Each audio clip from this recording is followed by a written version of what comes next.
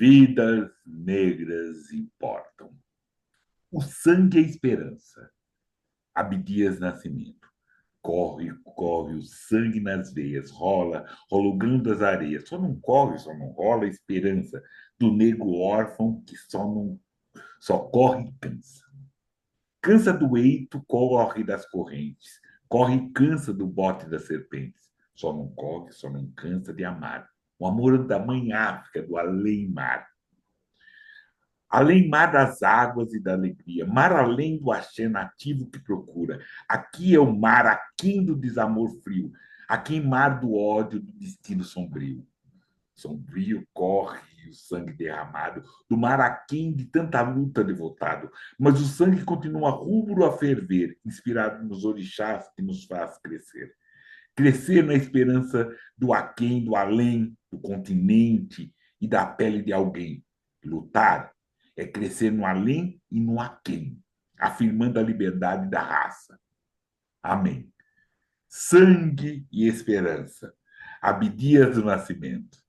Salve! Meu nome é Plínio Camilo. Eu tenho o prazer de apresentar Notas de Escurecimento, Gerações. E hoje eu quero oferecer, é para bastante gente, vamos lá, presta atenção. Quero oferecer essa conversa para bastante gente, na ordem, na desordem. Cláudia Valesca e Fé Rosa OADQ, Leandro Passos, Mônica Ramos, Rosi Brasil, Zaine Lima da Silva, Clarice Teller, Adriano Moura, Claude Dias, Ilma Fátima de Jesus, Lilia Guerra, Negro Du, Sérgio Rosa, Gilda Portela, Jefferson Lima, Miriam Vieira, Renan Wagner, Vivi de Paula, Zainá Lopes, André Oliveira, Tiago Pedroso, Sueli Fernandes, Rami Paixão, Raquel Quintiliano, Maisa Diamapungo, Márcia Adão, Iraci Souza Leite, Inayara Araújo, Elizabeth Nascimento, Diogo Nog e Clarice Paixão. Salve! Hoje eu tenho o prazer de conversar com Antônio Gino. Salve, Antônio! Bem-vindo, querido! Muito obrigado a sua presença, da sua gentileza. Antônio? Olá, Plínio, tudo bem? É um prazer muito grande estar aqui nesse encontro contigo. Quero agradecer essa oportunidade, né, da gente poder estar aí trocando essa figurinha, trocando saberes, trocando afeto, né, e trocando experiência. Quero agradecer a Sandra, que fez essa ligação entre nós, né, e hoje a gente poder estar aqui trocando essa ideia. Sou eu que agradeço, querido. Liga a sua câmera e se mostre, vamos conversar, por favor. Pronto, Isso. tá mais do que ligado. Beleza. Antônio Gino, por gentileza, se apresente aqui para nós, por favor. Bom, eu sou Antônio Gino, né? Sou filho de José Gino e Terezinha Maria Guilherme, né? Duas pessoas simples. Um é originário de Minas Gerais e minha mãe do Rio de Janeiro. Morei por muitos anos no bairro de Oswaldo Cruz, no Rio de Janeiro, né? Ali pertinho de Madureira, terra da Portela, né? Do Rosa de Ouro e do Samba do Trem, né? Depois eu me casei, fui morar em outras localidades do próprio Rio de Janeiro e hoje eu sou, né, casado com Luciana, aleluia, e tenho um filho chamado Arthur e Gino também, né, aleluia. Somos muito felizes aqui enquanto família vivendo em Fortaleza, né? Tenho uma trajetória aí enquanto profissional da área de saúde, fui técnico de enfermagem por muito tempo, né? Hoje atuo mais na área da gestão e tenho formação em história, né, pela Universidade Federal do Rio de Janeiro e também me interesso hoje pelo estudo da psicanálise, de estar em encontro com a produção tanto dos seus fundadores, né, Freud, Lacan, mas também fazendo aí articulações com essa perspectiva negra desse campo de saber, que é Frantz Fanon, né, a própria Lélia, Neuza, dentre outros, né, e alguns da área, né, da arte, né, e do exercício da escrita, como MC0, o próprio Abdias, né? Então eu vou ali meio que costurando esses saberes, tentando me constituir enquanto um homem preto, retinto, né, brasileiro, afrodescendente, né, e conversando com a minha ancestralidade a partir desses saberes, inclusive do saber a partir de mim mesmo, desse saber que está em mim, né? De me conhecer, né? E encontro de mim mesmo. Acho que é esse momento que é como eu consigo me descrever. Com certeza, querido.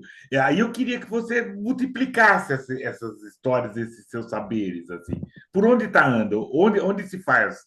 E aí o interesse na literatura, né? E das outras, onde ele se faz papel, onde ele se faz carne, esses seus saberes, essa sua coleta.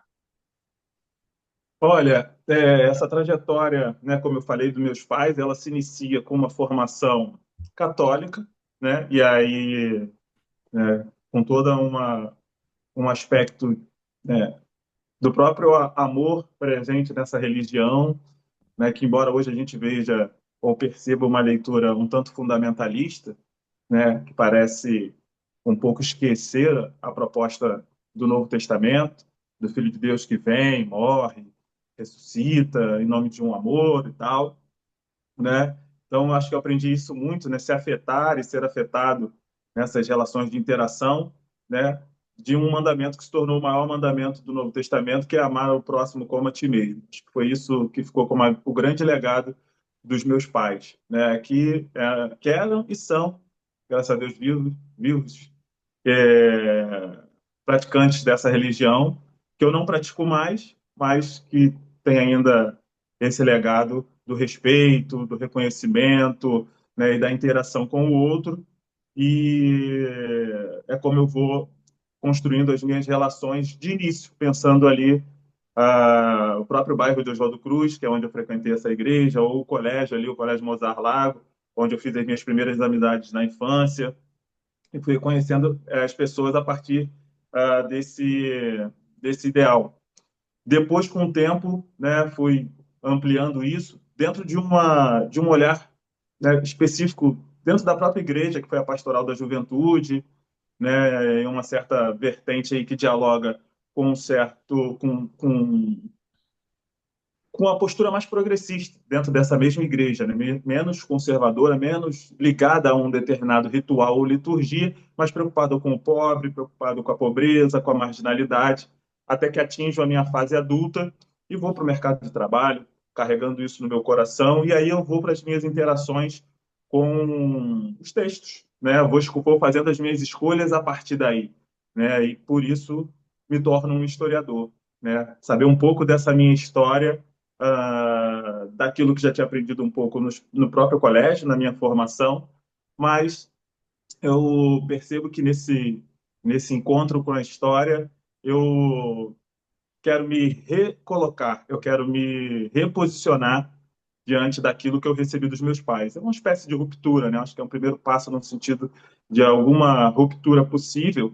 E aí, no primeiro momento, eu faço um mestrado lá na UFRJ, que me faz revisitar esse cristianismo, seu aspecto multifacetado, seu aspecto polissêmico, o como a gente pode pensar em cristianismos, né, não só a partir da reforma protestante, mas mesmo antes disso, a multiplicidade dos seus discípulos, o como cada qual enxergava esse Cristo.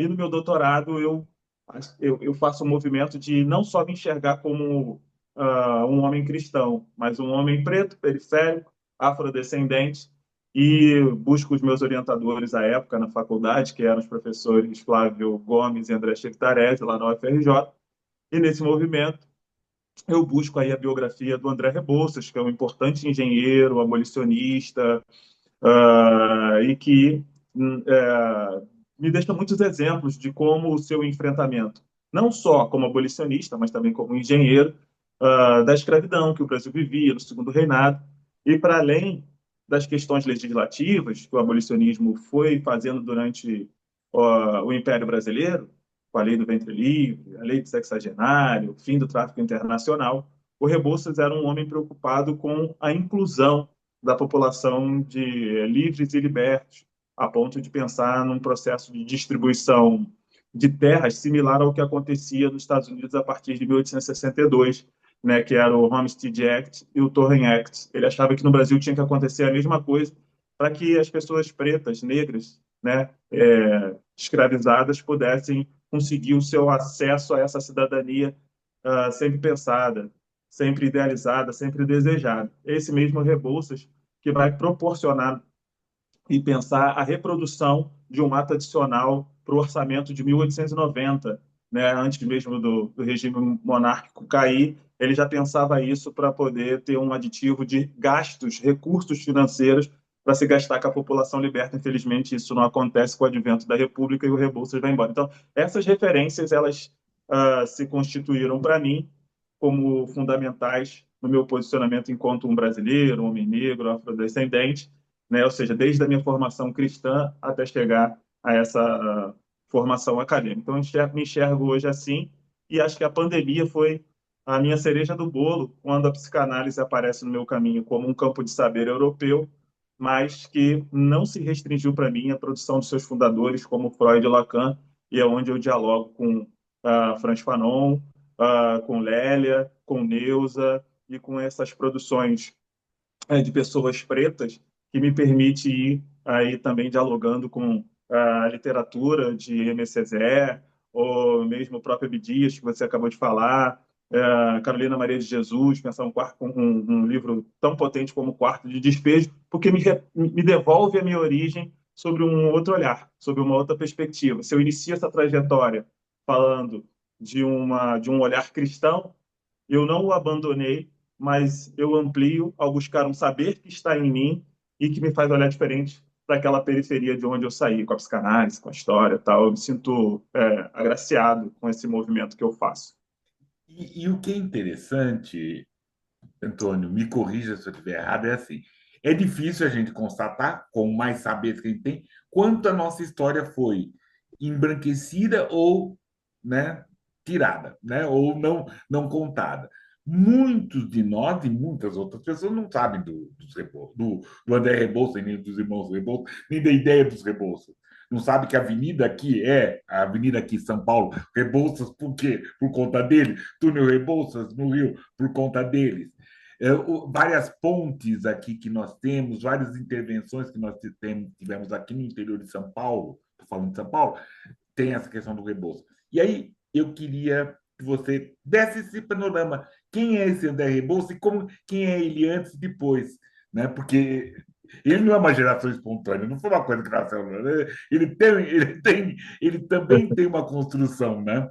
Disso tudo, né? De falar. Mas antes disso, fechar essa ideia assim. Isso abre um campo nosso muito de retomada. Nós temos, nós pretos, nós pretas, nós temos muito para trabalhar. Porque só esse resgate da minha história e das minhas histórias e das histórias dos meus dá uma vida de trabalho para a gente. Então, isso é interessante. Tem um lamento que eles tentaram embranquecer, então agora a gente tá escurecendo essas histórias. Né? Isso é muito bom, né? Isso é muito bom, né? Eu sou feliz com essa proposta que foi feita pelos meus orientadores na faculdade, né, de ter sugerido o André Rebouças. Poderia ter sido outro, poderia, porque a gente tem muitas figuras, né, interessantes, que inclusive esse apagamento que você fala me remete até a uma produção que é a Enciclopédia Negra. São mais de 400 verbetes sobre personalidades negras que, infelizmente, a nossa população, quando a gente pergunta, ela consegue muito citar figuras contemporâneas que normalmente estão ligadas à arte ou ao esporte, né? Vai falar de alguém que toca a nossa música, o samba, o pagode, ou vai falar de um atleta, né? Mas quando remete a uma memória mais antiga, né, como por muito tempo fomos vistos somente como escravizados na nossa ancestralidade, né? Isso fica uma lacuna, mas esse livro é sempre guardado por mim como uma excelente referência, né? Para que saibamos que mais de 400 verbetes apontam para diversas personalidades que estão nessa luta de construção, de reconstrução da nossa identidade.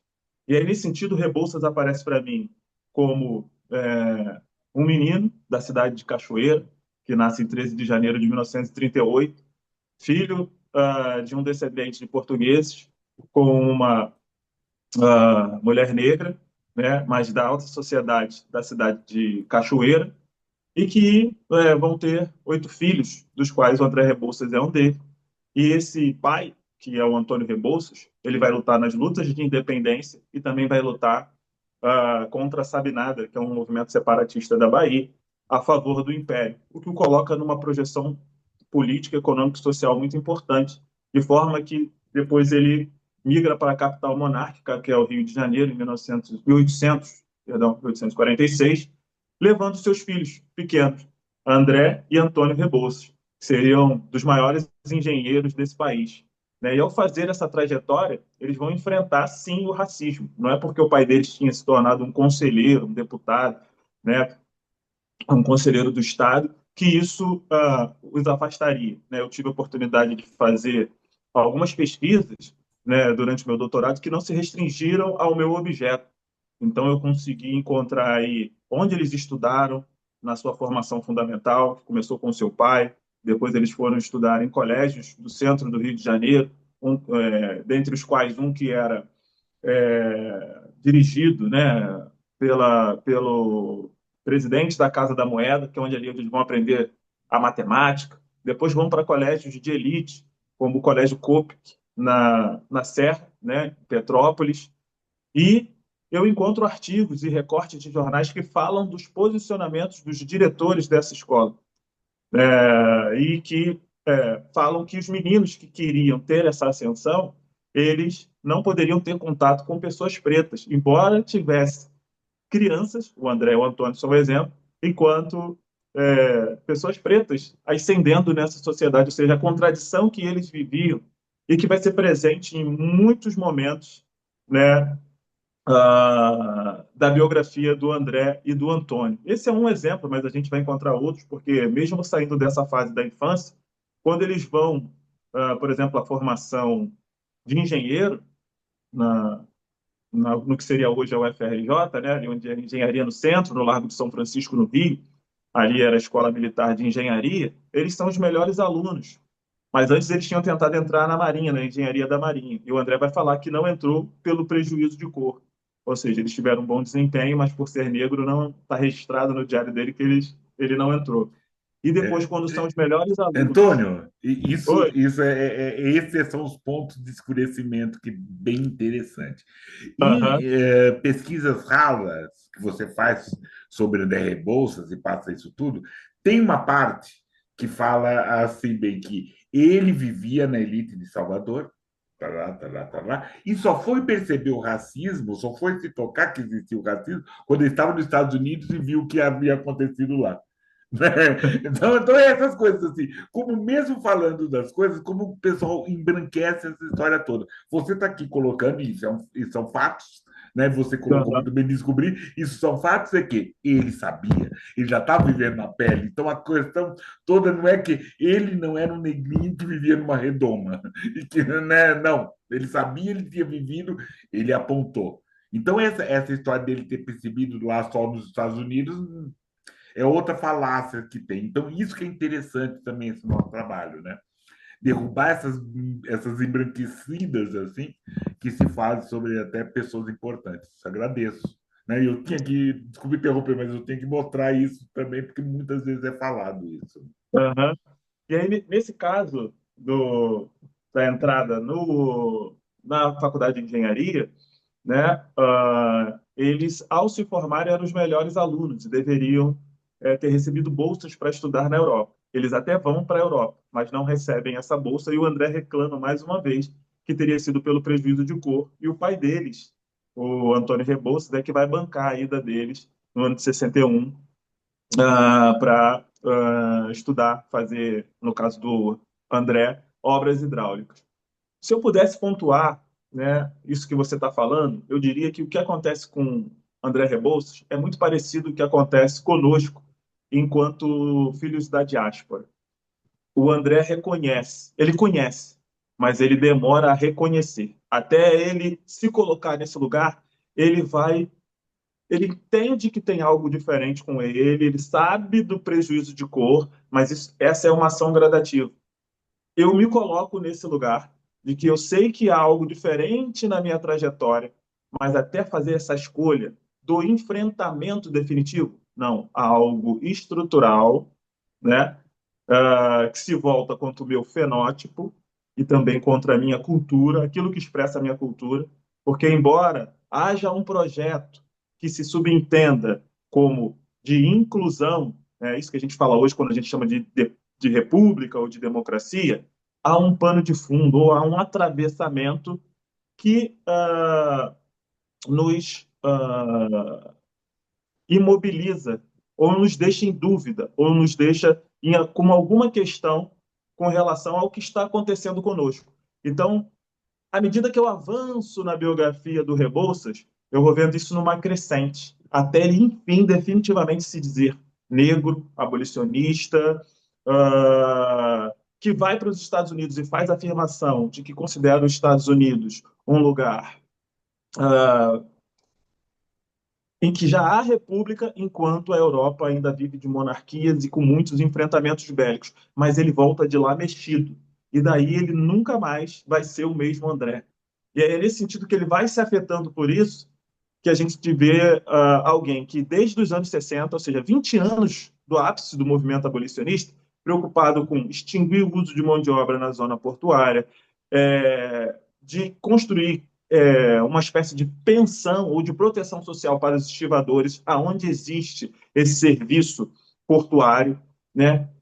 Tentando eliminar uma certa defasagem do tipo de contratação que existe nessa área para aquilo que já está sendo apontado como modernização dos maiores portos do mundo e se tornar um desdobramento para essa população preta, né, e escravizada que está ocupando a zona portuária. Isso vem numa crescente enquanto ações, mas ele se assumir definitivamente enquanto um homem negro, e acho que é uma referência importante o trabalho da Hebe Matos, ainda mais nos livros, né, nas cartas que ela vem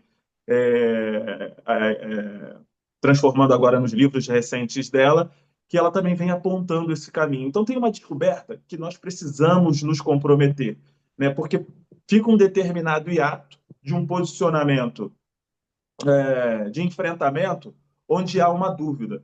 E quando nós fazemos essa ruptura e nos colocamos no nosso lugar de diaspóricos, de afrodescendentes e que temos uma ancestralidade que gosto muito quando você fala do escurecimento, porque ele é justamente a retomada do que foi nos tirado quando nos negam que o povo negro tem filosofia, tem ciência, tem arte, tem uma expressão estética, e eu vejo o Rebouças ir retomando isso, como cada um de nós faz nesse momento. Eu lembro que na minha infância, né, existia quase uma imposição do alisamento do cabelo das mulheres negras, que não existia uma maquiagem para as mulheres negras, que não existia, ou que se existia, existia de uma maneira, sob um olhar preconceituoso sobre o uso do nosso cabelo com dread, com trança ou no seu formato natural. Havia uma tendência de que o homem negro, para a sua inclusão, tem que estar com a cabeça, com o cabelo baixo, raspado. Ou seja, quando a gente vem hoje gradativamente com a luta dos que vieram antes de nós, buscando tanto na expressão estética, quanto no resgate da nossa filosofia, do Ubuntu, dos grandes conhecedores, como o Sheikh Anta Diop, ou mesmo o próprio Frantz Fanon, que eu trago aqui. Ou seja, a gente está se reencontrando e indo e fazendo esse movimento de encontro a nós mesmos, né, com um determinado tipo de saber, mas com algo que também está conosco. E eu vejo que o Rebouças também fez isso. Ele sabe desde sempre do prejuízo de cor, mas ele vai aumentando, ele vai gradativamente ao encontro de si mesmo, ao ponto de terminar a sua vida no continente africano, né? Os últimos dias na ilha de Funchal, mas ele passa um bom tempo dizendo que vai unir a sua ancestralidade, porque ele é filho de portugueses, mas também tem ascendência negra. E aí é um movimento que muito me encanta nesse sentido. Não, e principalmente, e isso, muito obrigado desse ajuste de rota, né? Desse reconhecer, conhecer e reconhecer. E também é entender dificuldades. Nós estamos vivendo no século XXI. Né? Seu filho, né, ele está no século XXI, né? Eu nasci no século XX, década de 60, então teve os nossos reconheceres foram diferentes. E que também não deveria ser fácil ele, com 20 anos, se reconhecer naquele momento que onde era. Né? Ele nasceu em 39, 20 anos, 50. Nossa, está no meio, no meio do momento de escravidão e fora outras precariedades, no momento de Segundo Império, então tem várias outras situações. O que você se reconhecer, né? Onde é você se reconhecer negro? Onde palavra negro e preto eram sinônimos de escravizados. Na melhor das hipóteses, ele se reconhecia como um homem de cor. Né? Então, eu sempre peço compaixão quando a gente começa a entender essas figuras, para a gente poder entender, porque assim, não dá para exigir. Ah, queremos exigir o mesmo posicionamento que eu tenho, Cruz e Souza e Santa Catarina, né? Não, não dá. Machado de Assis, não dá para reconhecer. E eles trabalharam muitos. Eu estou falando esses que trabalharam muitos, assim que a gente está Sim, sabendo. E tem outros que trabalharam com toda dificuldade, né? Então, algumas palavras a gente tem que ter esse cuidado, né? Mas é muito legal essa discussão. É interessante saber, porque como a gente estava falando, né? Essa literatura negro-brasileira é feita dessa história, ela é feita por essa caneta, ela é feita por esse sangue que, que faz vibrar as mãos, as ideias para escrever. E tem isso, né? Você não sai, não é do nada, assim, né? uhum. Beleza. Continua, por favor. E aí eu acho que é bem esse movimento, sabe, Plínio, que a gente faz o que eu considero negativo do efeito da diáspora, né? E aí eu lembro também do Semog, né, L. Semog, que não gosta desse termo diáspora, ele acha que ela realmente não inflige o significado daquilo que passamos, porque parece que em determinado momento isso foi voluntário, não foi? Ah, Gosto só de abrir esse parênteses, né? Mas ainda é o termo que nós temos, né? Gradativamente, talvez possamos ressignificá-lo ou encontrar um outro termo que faça jus ao que passamos, né? Vir no fundo de navios tumbeiros, né? Chamados tumbeiros, né? E chegar hoje no século XXI ainda trazendo consequência desse desastre na história do nosso planeta, talvez realmente o termo ainda não atenda. Mas, como é o termo que a gente tem, fechado esse parênteses, eu me sinto muito à vontade para dizer que, ao nos espalharmos por esse país, né, e não foi só por aqui, vamos guardando uma herança colonialista conosco. Eu disse que o início da minha trajetória foi numa religião que certamente não seria a minha se os meus ancestrais não tivessem nesse continente. Também estamos falando aqui em um idioma, também talvez não fosse o nosso, né? Estaríamos falando em um outro idioma. Mas começamos a conseguir preservar algo. Eu estou aqui agora com um colar que tem como pingente um adinkra e uma camisa também que já se aproxima daquilo, que é a expressão da estética da minha vestimenta, que se comunica com algo que eu procuro resgatar. Por que eu estou falando disso? Porque nem todos nós vamos fazer isso. Não é uma imposição, não é uma ditadura, que teremos que ficar todos iguais. Não estou falando de uma homogeneização, mas estou falando de que não haja impedimentos, porque os impedimentos vão nos afastar mais ainda.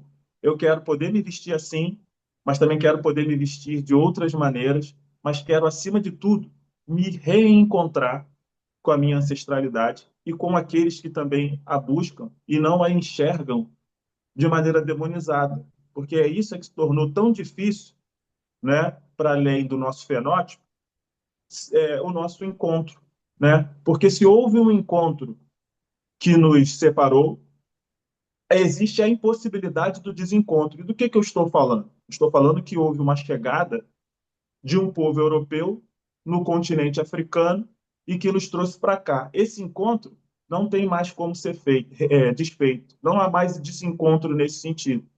Mas quando nós estamos aqui, né, enquanto brasileiros, mas isso não dá conta de nós, porque esse essa cidadania brasileira falha conosco, nós não estamos representados nesse código, né, de nacionalidade em toda a nossa potencialidade de homens e mulheres, né, negros e negras que querem e buscam a sua representatividade, mas não houve a nossa participação.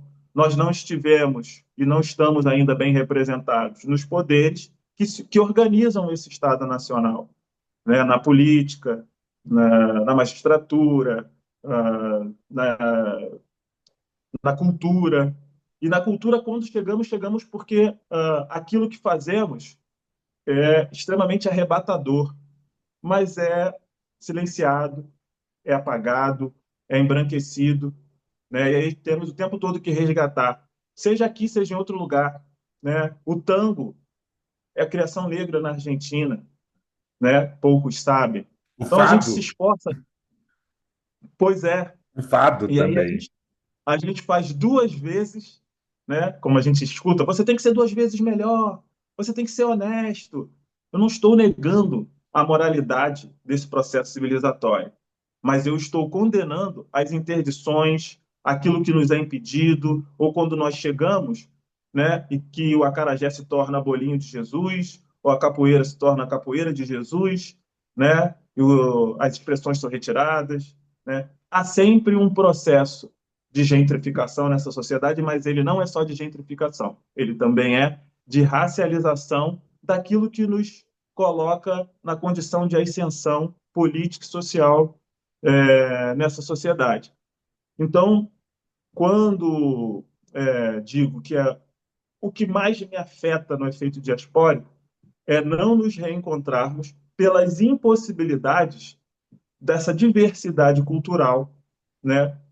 Sempre seremos, né, isso é inevitável, pessoas pretas, retintas, né? Mas aquilo que escolhemos enquanto expressão da nossa subjetividade não pode ser impedimento para aquilo que desejamos ser, né? Aquilo que eu quero ser um pai de família, eu quero ser um técnico de enfermagem, eu quero ser um historiador, mas não pode ser pré-determinado, entendeu? Pelo projeto colonialista ou civilizacional, que não nos inclui. Então, acho que essas leituras, esses encontros que eu faço, essas buscas que eu faço, é de ir ao encontro, como eu vou ao encontro hoje do Plínio, né? E de outras pessoas que eu já encontrei pelo meu caminho, que eu quero dialogar, eu quero poder mostrar que nas nossas diferenças há um ponto em comum. Eu acho que tem um movimento revolucionário, né, que é de uma identidade que se forja para nós. Ela está em construção,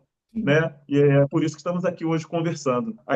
Onde nós nos permitiremos e nos encontraremos através daquilo que falamos, nos expressamos, como nos afetamos. E existe um monte de coisa para isso, né? Existe o samba, existe o pagode, existe a religiosidade, existe a filosofia. É isso. Eu acho que é esse o movimento que a gente está fazendo agora. Nós vamos nos encontrar. Até não Não, precisar mais falar de diáspora. com certeza. Tanto é, contribuindo para essa discussão, eu também não falo diáspora, eu falo sequestro. Eu falo que traz uma ideia, né? Hoje nós estamos com esses cuidados com a palavra, que sempre tem que ter, e sempre tivemos, mas hoje tem esse cuidado, não vou chamar de sequestro, para também fazer que quem está ouvindo, esse ouvinte, sabe, se incomodar.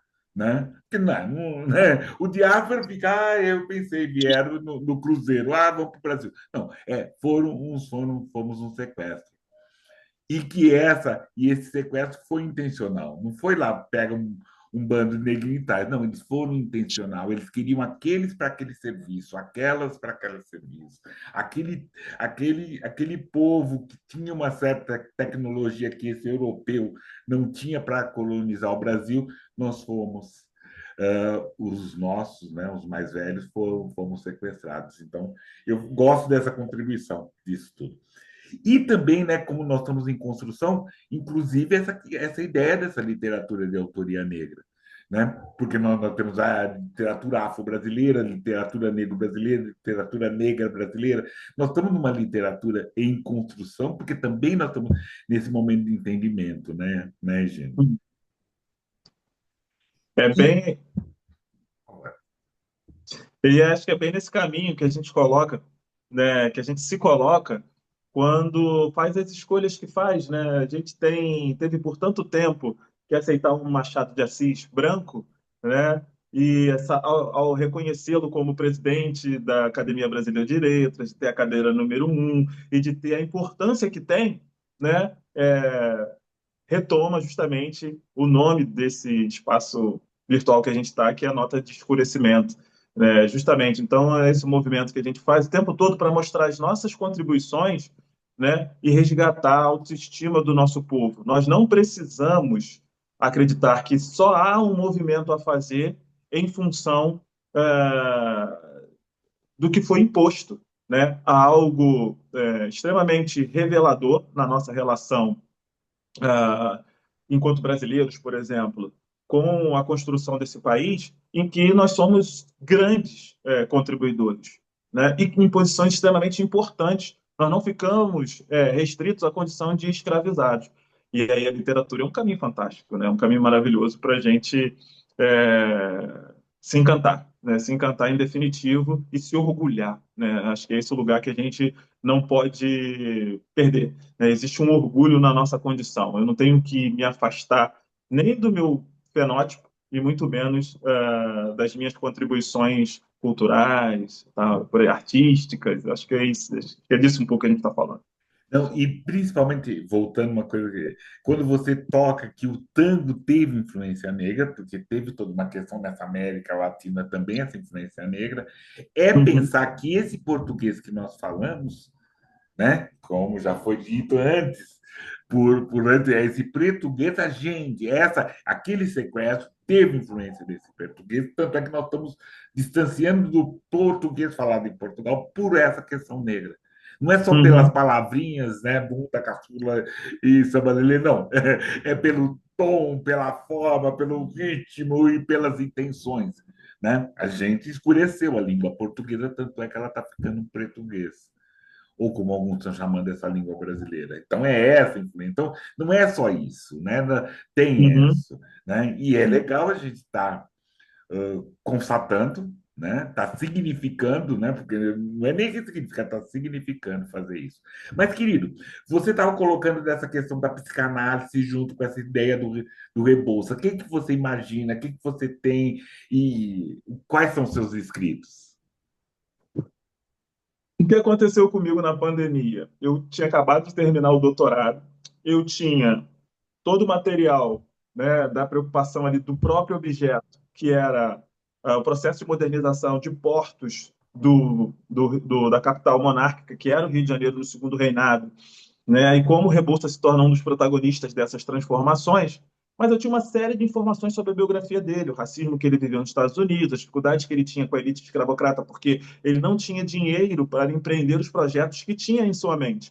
Mas ele tinha que fazer parcerias com as mesmas pessoas que tinham dinheiro e que tinham dinheiro justamente por escravizar, ao mesmo tempo que ele queria extinguir. Então ele se colocava no lugar, né, que é o título do meu livro,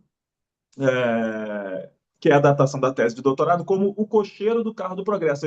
O progresso é tão inevitável que eu vou, através das informações que eu constituí na minha formação de estudante, convencer essa elite escravocrata que a gente consegue fazer esse país avançar sem necessariamente manter essa condição perversa, essa condição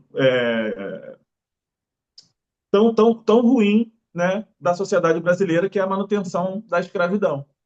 Quando eu me ocupo disso, me sobra um monte de pontas, um monte de ponta de aresta para ser a parada que é. E o que eu faço com o resto dessa biografia do Rebouças reclamando das interações com pessoas justamente que o recriminam, né? Criam apelidos extremamente pejorativos, né?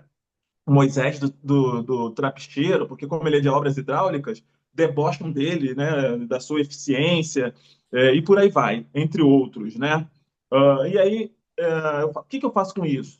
E aí vem a pandemia, a gente está trancado dentro de casa, eu falei, e eu começo a ler, né, como um profissional que também tem um pé na área de saúde, e estava ali voltado para as questões da saúde mental, começo a ler Fanon, né? Começo a ler Neuza, começo a ler Lélia, né? Começo a conversar muito até com minha esposa, que é da área de saúde mental, e ela me fala, já falava há muito tempo das questões da reforma da saúde mental, né? Me lembro até de alguma coisa que eu busquei na internet sobre o Juliano Moreira, que é outra referência sensacional, né, na área de saúde, né, e o introdutor, né, dos conhecimentos de Freud no Brasil, a sua relação com o próprio Einstein quando visita o Brasil. Juliano Moreira é outra figura ímpar, né?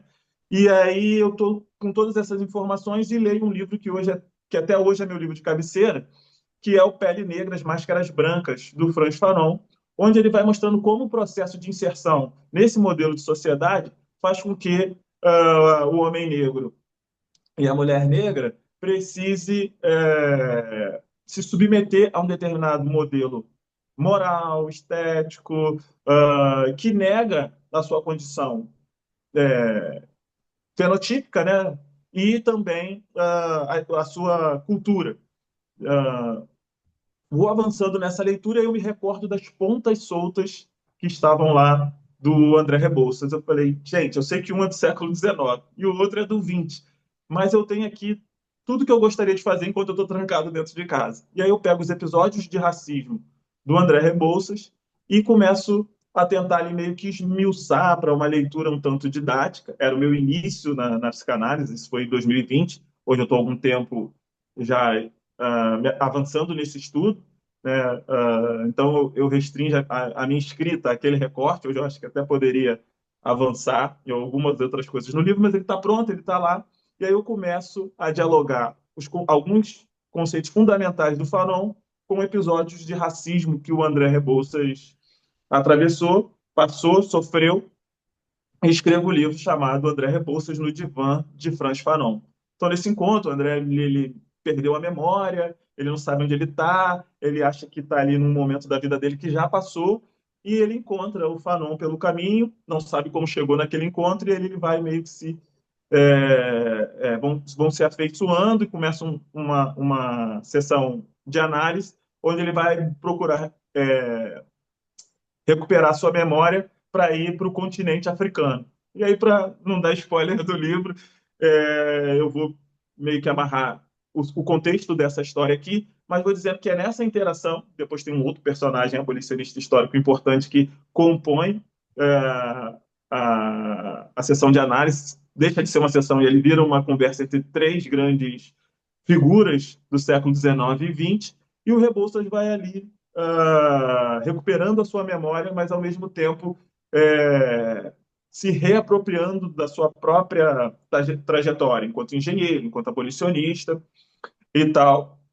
E foi um exercício muito bom de fazer durante a pandemia. Acho que foi uh, uma contribuição, né, que vem como desdobramento do meu doutorado, mas que me coloca hoje em contato permanente com a psicanálise, como poder pensar esses conceitos e trazer um pouco mais, colocar mais um tijolinho para nós,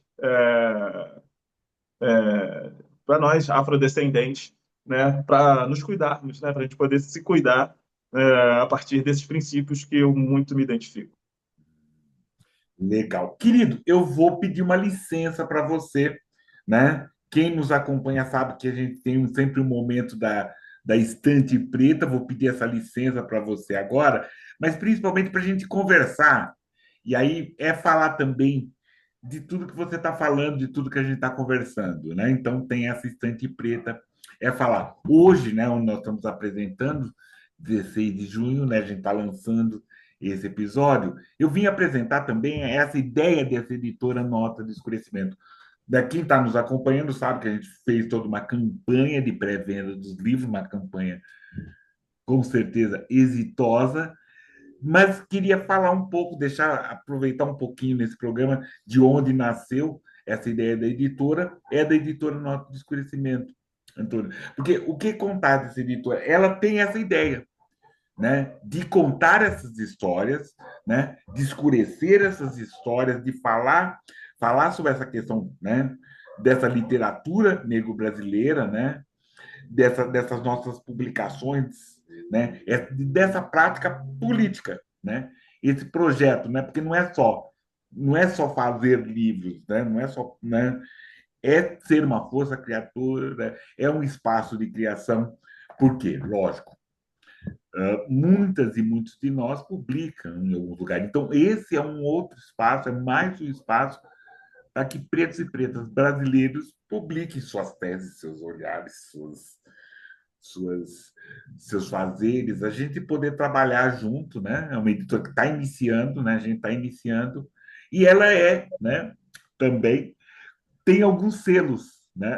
Tem alguns selos interessantes, e esse selo Luísa, que é uma homenagem a um montão de Luísas, né? Ou a todas as Luísas. Desde Luísa, minha mãe, também era Luísa, até Luísa Malim, do Luiz Gama, até Luiz Gama, que ele está aqui também, né? E várias outras Luísas, que são minhas irmãs, minhas primas, né? Então, esse selo Luísa é um selo, né, que pretendo, a editora pretende fazer um selo que vai ser dirigido por diversas coeditoras parceiras, mas para publicar mulheres, né, pretas, escrevendo, né, suas ideias, né, aquelas que procuraram. E um dos primeiros trabalhos desse selo Luísa, que a gente está pondo, trazendo à luz, né, ou escurecendo, é o Mãe Preta, Filha Preta. São 18 escritoras pretas do Brasil que elas contam, né, contam encontros, né? De sendo mãe, sendo filha, olhando mães, olhando filha. E essa é um trabalho muito interessante que a gente está fazendo. A gente fez essa pré-venda que está exitosa. E aí, as interessadas, os interessados estão tudo aqui nos comentários para procurar, para adquirir, e se não adquiriram, né? Porque muitos já estão recebendo, já estão até lendo. Mas o Mãe Preta, Filha Preta. E a editora dessa passagem, é importante fazer, é Suede Fernandes, que está fazendo, né, organizou, está fazendo esse trabalho que nós estamos lançando, e é muito interessante. Porque essa ideia também, a gente homenagear. Não é inédito, né, falar de mãe, não é inédito falar de, né, mas é interessante a gente reforçar, porque quanto mais a gente fizer, mais a gente vai estar lá. Né? Temos as orelhas da Elizabeth Nascimento e da Clarice Thaler, que é bem importante. Então, esse é um selo, né, Luísa, que nós vamos ter várias outras publicações durante o ano e daqui para frente, muito importante. Continuando a falar do Editora Nota de Escurecimento, nós temos um outro produto também que tá, fomos lançados, fizemos uma pré-venda, é Entre Orum e Uaiê, Antônio, Caroline Abdias. A gente já estava conversando e eu gosto muito desses encontros assim, e que não são fortuitos. Caroline e Abdias nasceram no mesmo dia e no mesmo ano. Então tá, beleza. Que daí a gente pode fazer? Falar sobre eles, como eles nos impactam, como eles nos impactaram. Então, nisso, nós conseguimos reunir 15 autoras e autores pretos brasileiros para falar de Carolina Abdias. Mas, Antônio, assim, quem teve a ideia, que fui eu, a gente fez um desafio. Então, os escritores iriam escrever sobre Carolina e as escritoras iriam escrever sobre Abdias, que é Foi legal. interessante porque nos provocou a estudar, né? Nos provocou a saber, né? Para mim eu tive momentos, foi muito interessante porque assim eu fui recuperar essa Carolina, quem é essa Carolina, né? Para mim, onde é. E aí eu recupero uma história de um antepassado, de um ancestral meu, que é uma tia Edith, que era uma negra também, que tinha diário, que escrevia, né? Porque tanto momento, desde pequeno, a figura da Carolina ela era muito misturada com a figura da minha tia Edith. Né? E aí, nesse livro, eu pude homenagear essa minha tia. Então, é muito interessante. É um livro também como Mãe Preta, né? Mas esse teve a ideia, né? A proposta veio para mim com a Rosi Brasil, trouxe essa proposta. Nós escrevemos, organizamos, o Diogo Nog fez essa capa e fez toda uma editoração muito potente, está aí, né? Tivemos essa pré-venda exitosa e estamos fazendo isso e fazendo todos esses trabalhos. Então, esses são, e aí até pedir licença para você, esses são nossos primeiros trabalhos dessa editora, Nota de Escurecimento, que ela espera, está aí para ajudar, né? Está aí para trazer meios. Nós temos ideias, nós recebemos ideias. Então, é saber disso, né? Trazer essas ideias para a gente falar. Porque é isso que é Aham. importante, é abrir esses espaços, né? Aham. E, se você me permite interromper, eu queria dizer que as duas capas estão belíssimas, Não né? E são. achei aquela primeira ali de mãe preta, filha preta, ela tá tão visceral com esse vermelho, com essas veias correndo, dá uma ideia de conexão entre essa mãe e essa filha. Cara, tá. Eu Não, gostei da outra também, não é que eu não tenha gostado. É que ela me passou uma mensagem tão forte, tão expressa, assim, do jeito que ela está exposta aqui no seu slide, eu gostei muito dessa capa. Não, e é um trabalho muito importante, é um ganho. Agradeço essa observação que você fez, é um ganho muito grande essa questão. A capa, a revisão, o prefácio é da Esmeralda Ribeiro, a revisão é de Benedita Lopes, a, a design gráfica de Sandrinha. Então, esse livro é só feito por mulheres. Está saindo pela minha editora, mas no selo Luiza, que eu não tenho culpa. Só dei ideia do nome. Então, mas eu tenho muito orgulho disso. Estou com muito Você me, orgulho disso. você me permite mais uma intervenção? Lógico, por favor.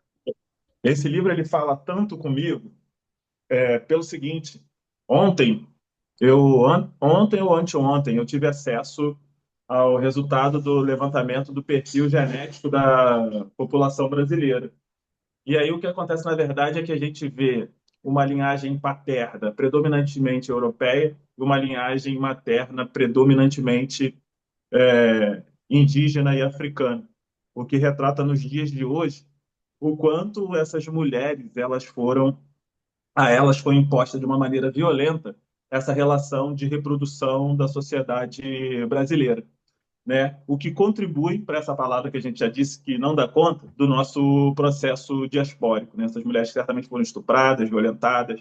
E esse livro ele fala comigo de uma reconstrução que as mulheres negras estão na frente de nós, homens negros, porque a gente sabe que existe a mãe solteira, mas não existe, né? Ou se existe, eles são em muito minoria, que é o pai, talvez aí possivelmente o pai solteiro. E essas mulheres elas vêm restabelecendo as suas alianças, né, de sororidade, né, mas também de dororidade, é uma palavra que eu escuto muito da minha esposa, e que nos retoma das perdas que a gente teve, né, dos afastamentos de famílias nesse processo de escravização. Eu digo que nós homens estamos a reboque e precisamos nos reposicionar, porque é imposta nesse processo civilizatório uma masculinidade que por vezes não, mas que em grande parte do seu tempo nos afasta dessa relação de proximidade dessa família que foi destruída pelo processo de escravização, mas que precisa se reencontrar. E as mulheres elas estão se reencontrando, certamente num texto como esse, com uma capa tão belíssima, na conceituação da dororidade, da sororidade, né, e da sua própria proteção, do seu aquilombamento, né, e nós ainda estamos em perspectiva da ascensão dentro de um modelo de sociedade produtiva, que é a sociedade capitalista, onde esse homem não está olhando para a mulher negra na pirâmide social como a base dela, né? Nós por muito tempo escutamos dessa pirâmide social do qual a mulher preta está na base e quando ela mexe com todo mundo. E nós, estando acima, por vezes nos colocamos olhando para, né, os que estão no topo da pirâmide em busca de alcançar esse topo. Mas eu acredito que a nossa reordenação, o enfrentamento desse efeito diaspórico e de separação, ele passa justamente para o reencontro com as nossas mulheres, né? Essa mulher preta. Eu não estou falando, mais uma vez, de nenhuma imposição ou obrigação, mas há um reencontro necessário conosco que passa pela reconstrução desses laços, fora da ideia de um sistema produtivo que quer nos catapultar na nossa individualidade, na nossa subjetividade, através de uma relação interracial atravessada pelo racismo e que nos impede, né, de encontrar a relação de igualdade. Então, eu já parabenizo por esse livro, por essa capa maravilhosa. Espero que a gente possa se reencontrar nesse aspecto também. Eu só agradeço esse seu escurecimento, que é essa ideia do Mãe Preta, né? Você vai ler, lerá, e aí você vai ter socos, risos, choros e toda aquela questão de várias pretitudes, várias mães e várias filhas fazendo assim. Mãe Preta, Filho Preto. Então, tem várias, tem muitas situações.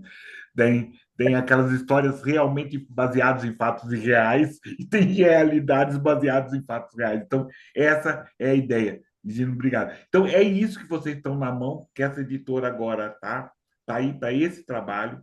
É um poder serviço, não é um poder, né? É um poder serviço. É um pequeno é multiplicar esses conhecimentos, esse conhecimento que a gente está fazendo disso tudo. Legal, vamos lá? E é isso, Antônio. Por favor, continue nessa sua fala, que ainda temos tempo aí para a gente conversar, assim. E aí, daqui para frente, o que você está imaginando fazer, atuar, conversar? Eu gosto muito dos posicionamentos que se colocam em direto enfrentamento às posturas colonialistas, né? Eu olho para eles com a importância quase bélica, né? Dessa resolução.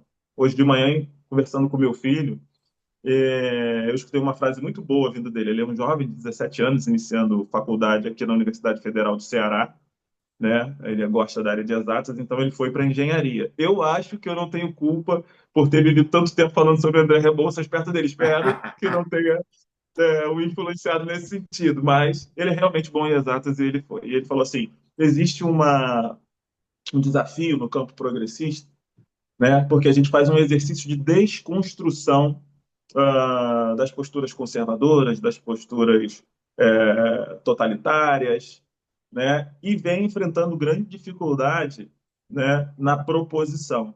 E aí ele fala, às vezes, talvez o exercício não seja mais de desconstrução, mas de destruir. Aí eu falei assim, pois é, Arthur, eu concordo com o que você está falando, mas a destruição às vezes passa por uma postura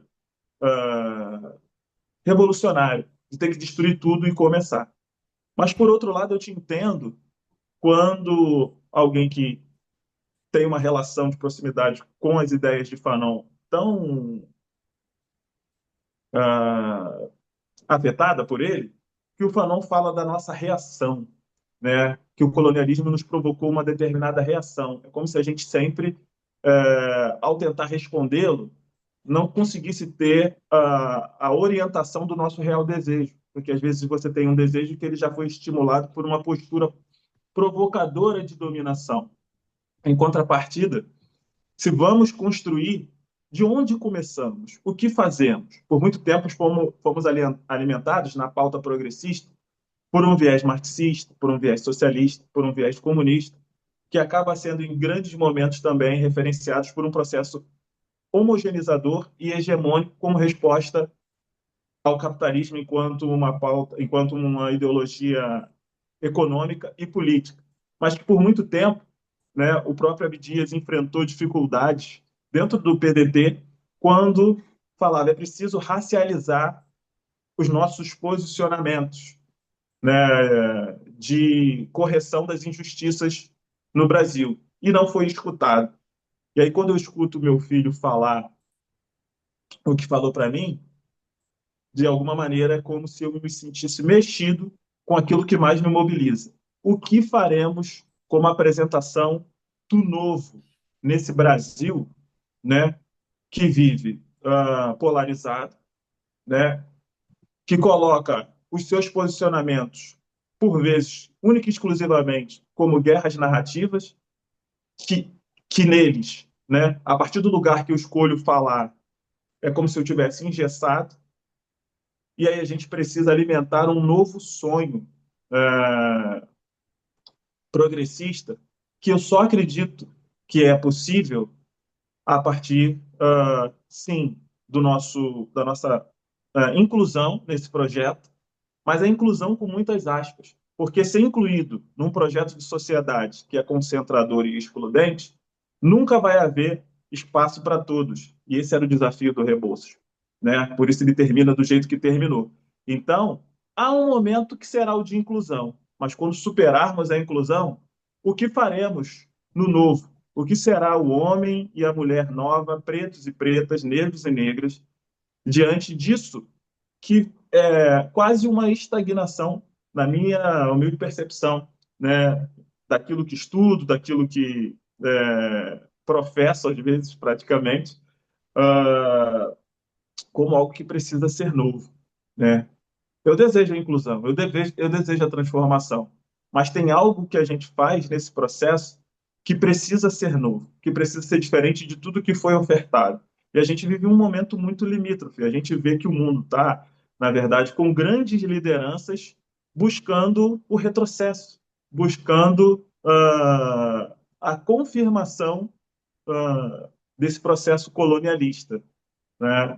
É esse desafio que me faz ao despertar cada manhã, de ter uma família, de ter um filho, né, ter a conversa que tive com ele, de pensar qual é o mundo que vai ficar para você, Arthur. Eu sei que talvez, né, nós viemos de uma trajetória onde o seu avô, né, seus avós foram um frentista e um polidor de pedra. Hoje você tem dois funcionários públicos e você já faz uma faculdade, né, porque eu comecei no nível médio ao entrar para o mercado de trabalho e hoje você, quando entrar, vai entrar no nível superior. Mas isso permite ou permitirá a reprodução de uma lógica produtiva. O que a gente faz, né, ao se manter produtivo, mas que a gente faça uma determinada ruptura que traga o novo? É o meu motor, é o meu motor todos os dias. É por isso que ah, continuo trabalhando, continuo aqui interagindo contigo, apostando nas coisas que acredito, acreditando que o novo vem. A música diz que o novo sempre vem e eu acredito nisso. Não, com certeza. E principalmente a gente, talvez esse novo, parar de comer, né, carne nova com esses garfos velhos. Por quê? É até talvez pensar assim, tá, você falou de polarização. Não, mas é impolarizado. E polarização no primeiro nível da conversa, porque acabam não se envolvendo mais.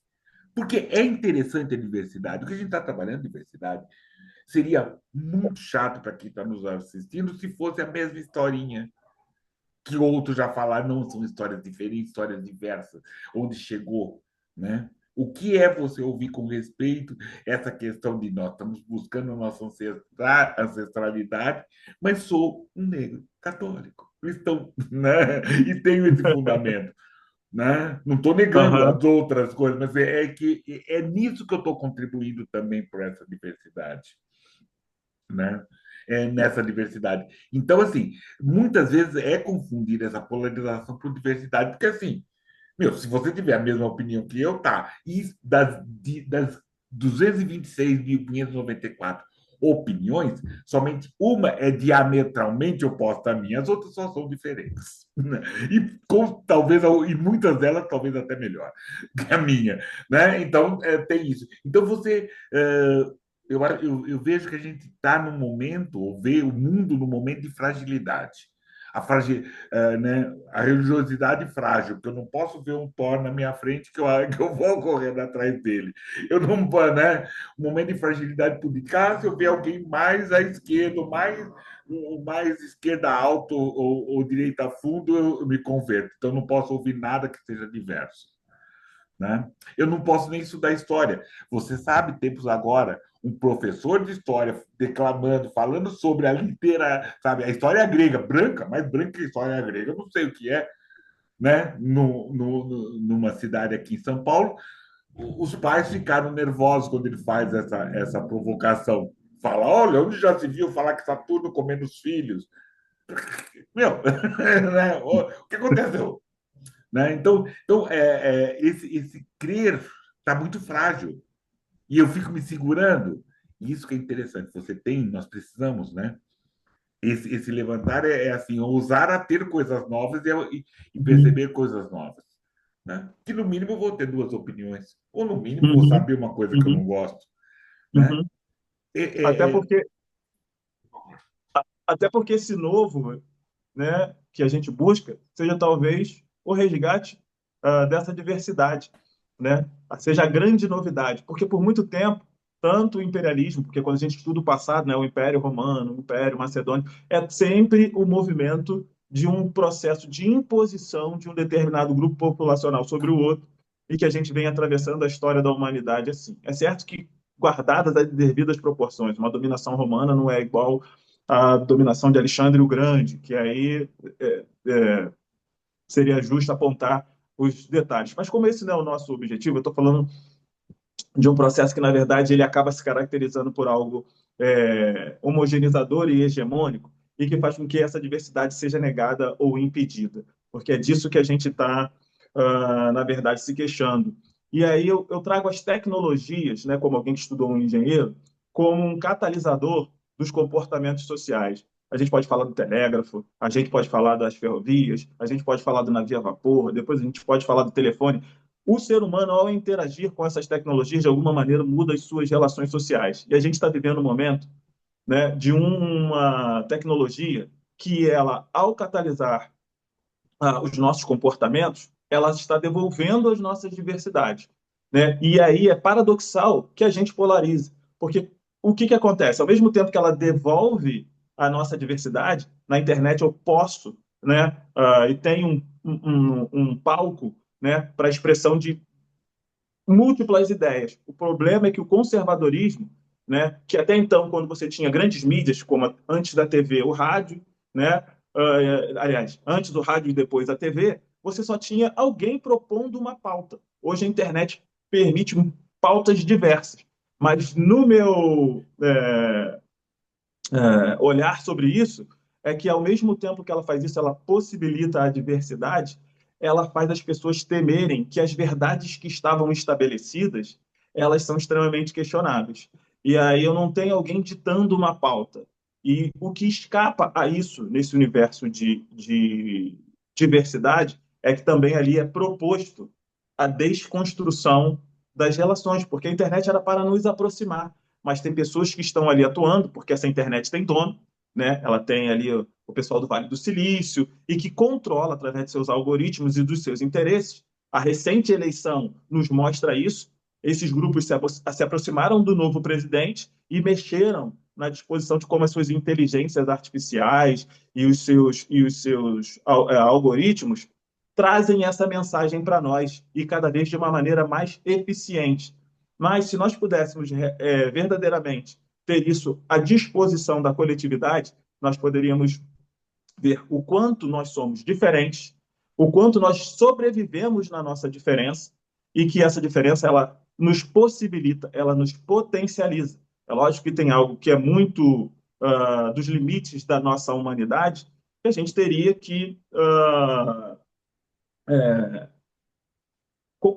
compactuar, né? Até onde podemos ir nessa diversidade. Até aí eu acho super possível. O problema é que quando essa mesma informação ela vem distorcendo, né, a nossa vivência, o nosso encontro, a maneira que nós nos afetamos, que quer nos controlar, que quer nos fazer refém da produção de uma pseudo-verdade que a gente vem escutando o tempo todo como fake news, fake news. Só que o ser humano ele demanda esse lugar de segurança. Eu quero um lugar, eu quero algo que seja ancorado. Eu quero me ancorar em algum tipo de verdade. A gente está vivendo essa angústia. A gente está entregando o nosso processo de constituição, né, de reprodução da nossa humanidade. A gente vê as crianças com esses aparelhos muito novas e depois chegando em determinadas idades dependentes disso. Por quê? Porque a gente está acessando isso de uma maneira ainda não ajustada para nós, enquanto indivíduos. Então, acho que tem algo que passa por esse catalisador, passa por uma diversidade que se apresenta, mas passa por um acordo que precisaremos estabelecer, né, e que escapa ao controle desses aparelhos que estão aí com seus proprietários, né, apontando um caminho para a humanidade. Tem esse enfrentamento, é parte do enfrentamento que vamos vivenciar. Com certeza. Querido, tá uma delícia, mas estamos no final dessa nossa conversa.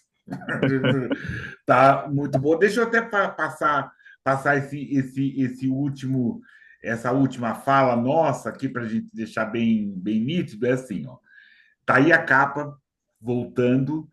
Ahn, lembrar que a organização de Suede Fernandes e o projeto gráfico que o Higino observou muito bem é de Sandrinha Alberti, que está aí à disposição fazendo esse e outros trabalhos, uma outra editora está aí está fazendo todas as coisas. E voltando esse para finalizando isso, né, que é essa história que vidas negras importam, é importante isso, é importante essa nossa conversa, é importante. Antônio Gino, muito obrigado, agradeço a gentileza, Eu que agradeço. a disponibilidade e essa conversa boa que a gente teve. Por favor, suas despedidas. Despedidas por agora, porque vai ter jogo, né? A gente já está conversando historinhas aqui, vai ter outro. O Antônio Gino volta. Gente, eu agradeço mais uma vez a intermediação da Sandra, esse contato com o Plínio, essa oportunidade de estar aqui, né? Acabei de falar, né, da diversidade, de como essa ferramenta ela pode potencializar, né, e nos libertar, né, desse jugo de que temos que viver apenas uma maneira, né? Acho que reencontramos a nossa humanidade a partir do diverso, a partir desse encontro afetuoso com o próximo, e cada qual expressando isso no campo que mais lhe agrada, na arte, na ciência, seja exatas ou não, seja humanas ou não, ou na filosofia. Eu acho que de tudo a gente falou um pouco aqui, de tudo a gente encontrou um pouco aqui. Acho que falamos da estética, falamos de um tudo um pouco. Então, eu fico feliz com esse encontro. E é lógico, eu ficarei muito feliz se houver a oportunidade de retornar, até porque acho que abrimos muitas portas aqui, até janelas, para a gente poder avançar, né, tanto na questão da saúde mental, da psicanálise, da história, das biografias, das diversas biografias que a gente pôde refletir aqui, ou mesmo de livros que apontamos. Então, eu só agradeço, Plínio, te desejo toda a felicidade e sucesso nesse trabalho, na continuidade desse trabalho que você faz. Então, que isso continue a colocar os tijolinhos e trazer mais contribuições. Fica muito legal quando a gente vê esse layout com tantos rostos e faces aqui, né, de tanta gente que já contribuiu, e eu fico feliz de poder agora também me tornar um rosto aqui Não, nesse quadro. e aí eu fico pensando aqueles cortes assim nessa questão da só saúde mental, Estela do patrocínio, que a gente for pensar, tá uma discussão. Se a gente for pensar em Lima Barreto, uma discussão. Se a gente for pensar em Plínio Camilo, também pode ser que contribua algumas coisas. É isso, né? Essa literatura preta, essa questão, essa trajetória preta, essa tomada e retomada preta, ela passa por isso, por essas conversas, por essas diversidades que a gente está. Antônio, muito obrigado, querido. Agradeço Valeu, imensamente. Agradeço a valeu. todas e todos. Bora cá, assine o canal, faça seus comentários, divulgue essa conversa, compre os nossos livros, leia os escritores e escritores pretos vivos, que é importante. Até! Valeu. Tchau. Até. Tchau, tchau.